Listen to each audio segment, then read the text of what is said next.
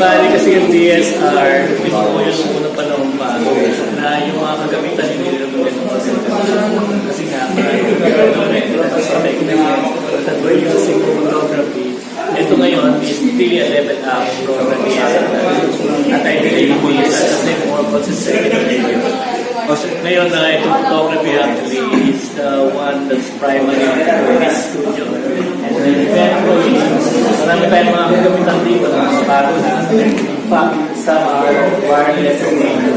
Kasi bukod po dito sa studio, magkakaroon po tayo ng creator ng pangangailangan sa outside. So ito mga kagamitan natin dito ay sa mobile. So pwede natin nagdali sa labas.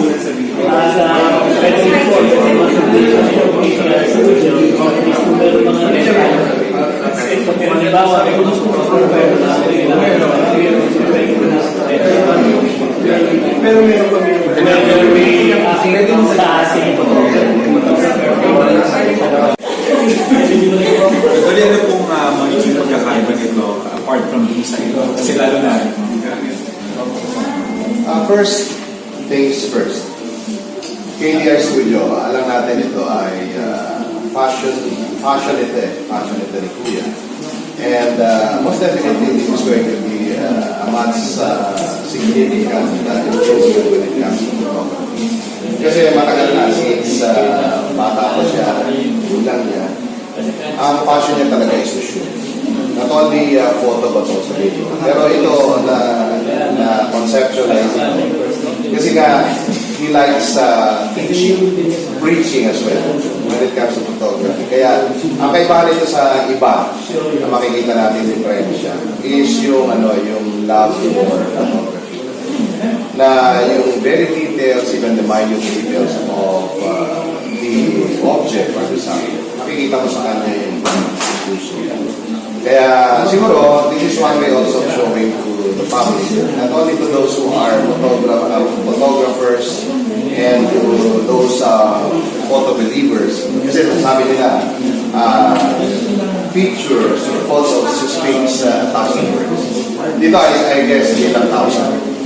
Maybe more than that. Kasi it depends on how you take your shot. It depends on how you put your creativity on every shot you do.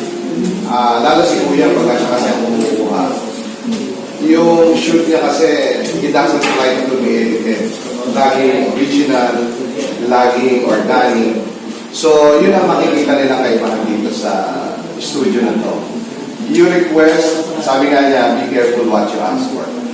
But in this case, if you ask for things in events, then open din yung studio namin for yung mga workshops kasi so meron yung mga attack ng mga photographers na pwedeng mag-workshops. Sir, meron po pagkakaroon po ba ang KDR ng YouTube channel para sa mga aspiring photographers? Well, actually kasi sa ay gusto magawa rin. Kasi ano yung mas kuya, passion yung photography. Pag nakausap ng photography, kahit kaya po ako yan, paano nila kung gusto mo sabihin, lahat ito ibibigay niya. Isa rin sa pinipin na natin, kung ano yung channel na pwede kong nabigay ng mga influence. And pwede rin kasi ang dati yung box na naman ako ng materials. Mag-basic, paano mag-umpisa. So, isa sa pinipin namin na parang public service din. Kasi may mga reference na may fire trap. So, this time, gusto namin gumawa ng mga reference. Parang nangyari po ba is generate po yung online public service po for KDR. Ako rin,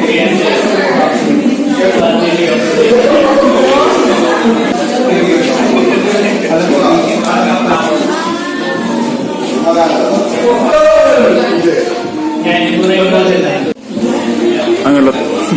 Sabi, Supreme. Super me. Ito pa.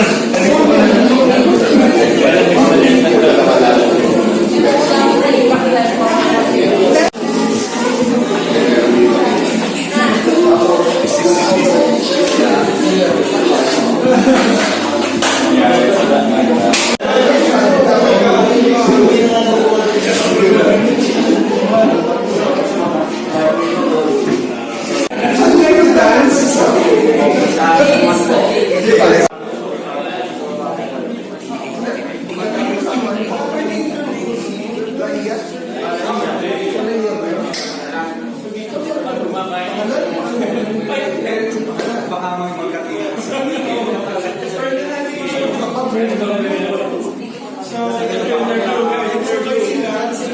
Dito maganda to.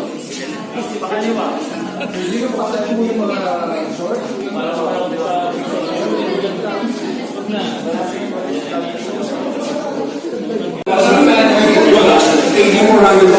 Ito yung latest top of the line ng GoPro. Then meron din tayo 600 watts. Mas pag kailangan mo ng mas mataas na power, kung mas maraming boost dito, meron tayo ng large light modifiers, kung consistent natin heavy duty, so kaya niya mabibigat na yun. Meron din tayo sa case na naman overhead.